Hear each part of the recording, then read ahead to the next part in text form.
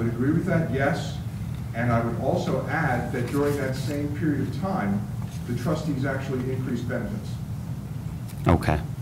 So not only did you have this period where everybody else was being saddled with extremely high medical costs, this fund was able to control those medical costs, pass on the savings both to the employers in terms of lower prospective contribution rates, mild increases compared to everybody else, but at the same time have sufficient reserves and cash flows to increase benefits by lowering copays, putting in a mail order program where you can get a 90-day supply for one copay rather than have 3 copays at retail.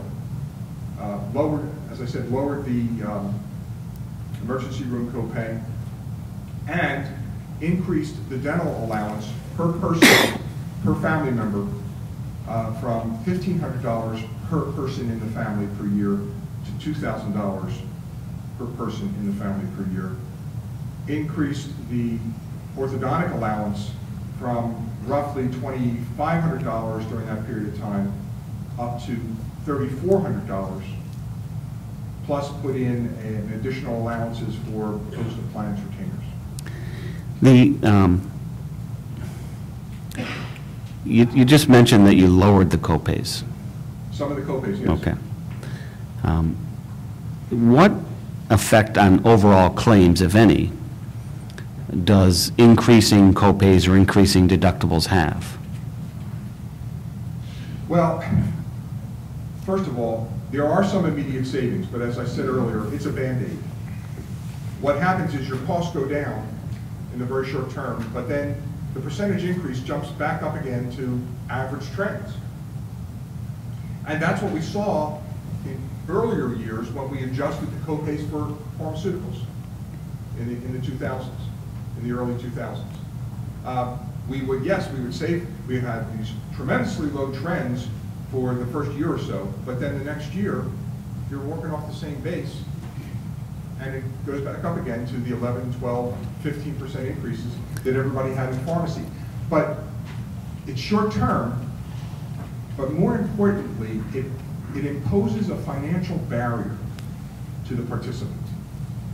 It disincentivizes the participant from getting the care that he or she should have to prevent their disease state from going into a chronic or acute state. Is it fair to say that it almost puts up a barrier for that member to go and get care? Yes, that's what I was talking about, okay. Financial barrier. All right. And you talked about prescriptions a little bit. What has the Teamsters experienced in regard to implementing some mandatory options in regard to generics and mail orders and those things? There is a mandatory generic program, much like PEPTF has. It's a different formulator that's used that really encourages the use of generics. The generic fill rate, shall we say, for the PEPTF hovers in maybe the low to mid 60%, meaning that 62 to 65% of the prescriptions that are filled by PEPTF participants are generic, the rest are brand prescriptions. In our fund, it's 74%. And there's a significance to that because for every 1% increase in your GFR, your generic fill rate, you will lower your costs, overall plan costs, from anywhere from 1 to 1.4%. Okay. That's very critical. But understand that pharmacy plays a very critical part of an effective disease management program because the use of pharmaceuticals is usually the initial indicator of the possibility of onset of a chronic disease.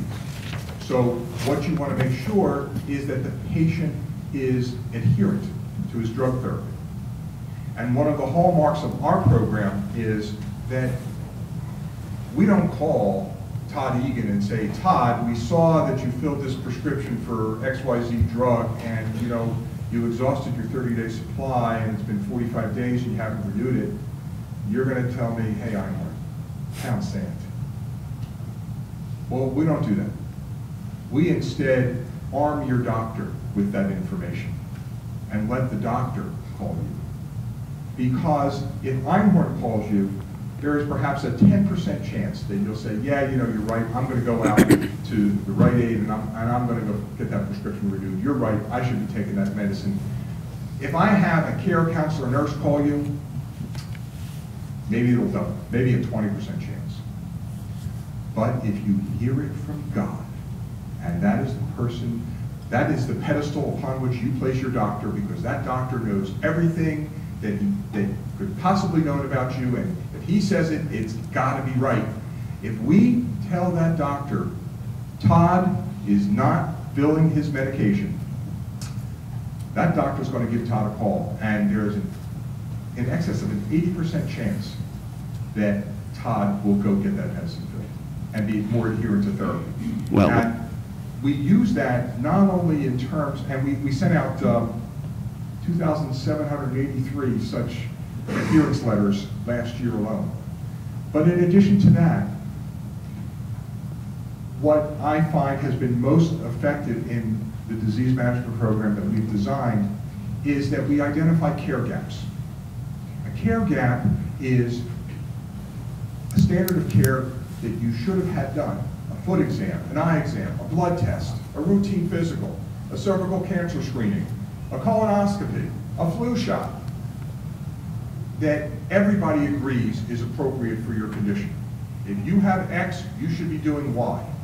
Well, we look at our claims, our paid claims, not for what's there, but what isn't there and should be there. And when we find something that should be there and isn't there, that's a care gap. And we generate a letter. And we generate a letter to your doctor. And the doctor looks at that and says, they're right. And the doctor also looks at it and says, hey, you know what? If I don't do something about this, I know somebody's looking over my shoulder. I better be able to document that I'm doing something. And then I contacted that patient, and I advised that patient that they should have this done. Because like I said, if they hear it from Einhorn, very little possibility they're going to follow through. But if they hear it from Dr. Jones, their doctor, they're going to do it.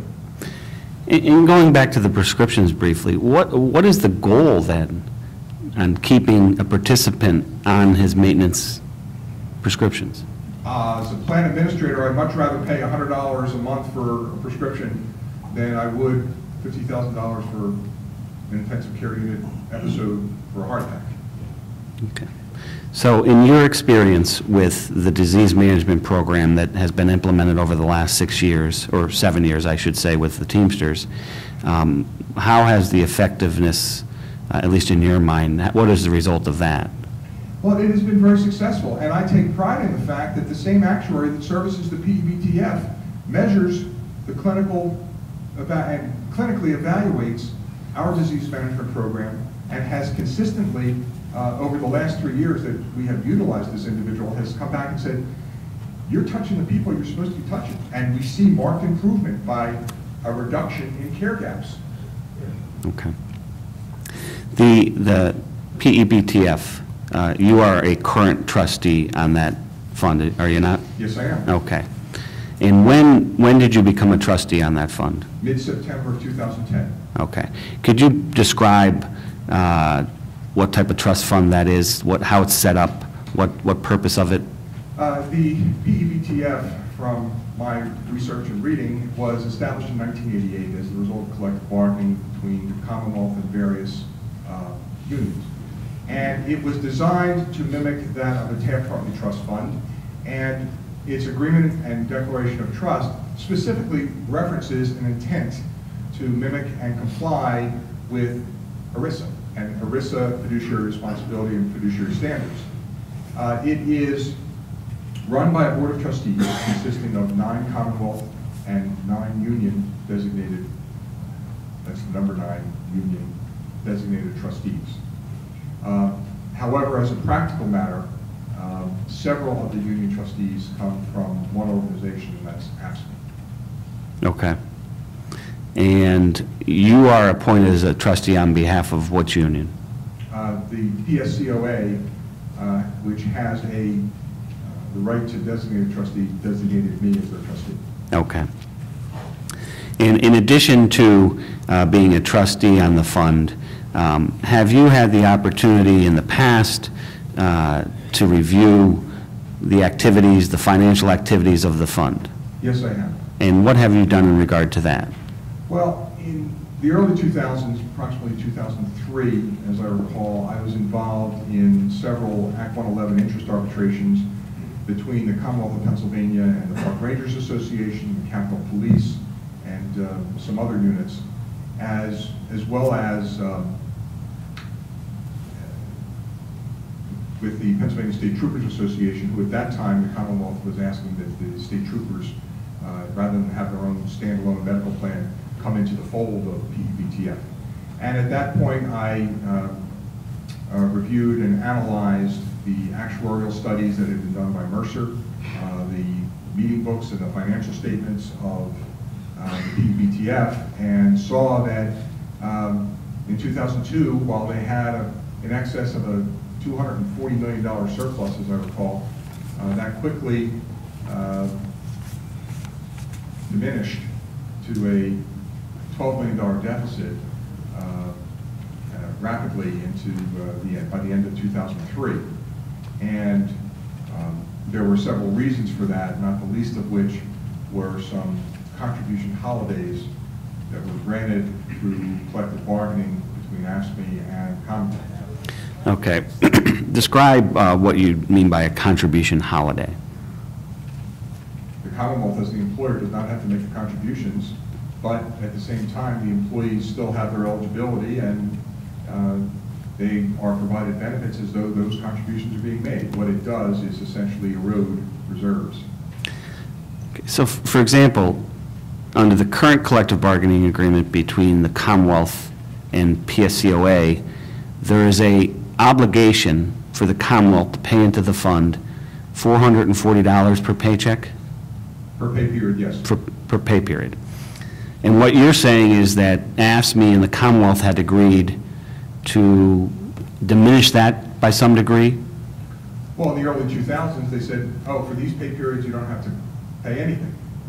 Okay. More recently, to my dismay, I learned during the general session, the public session of the February PEPTF meeting, that AFSCME had entered into a memorandum of agreement with the Commonwealth, reducing that $440 contribution down to $400, retroactive to July 1, 2010. So not only did it reduce the contribution going forward from November, when mid-November, when that memorandum of agreement was signed, going forward, it lowered it retroactive. And the AFSCME memorandum of understanding with the Commonwealth, it specifically reduced it from $440 to $400 per month? Yes. Okay. And you said retroactive back to July 1st of 2010. Why, in your experience with Taft-Hartley funds, would that be, would any issues arise out of that retroactivity? Once those hours were worked, once those contributions were earned, they become plan assets. And under the Agreement and Declaration of Trust, as I understand it, of PEPTF, those plan assets may only be used for the exclusive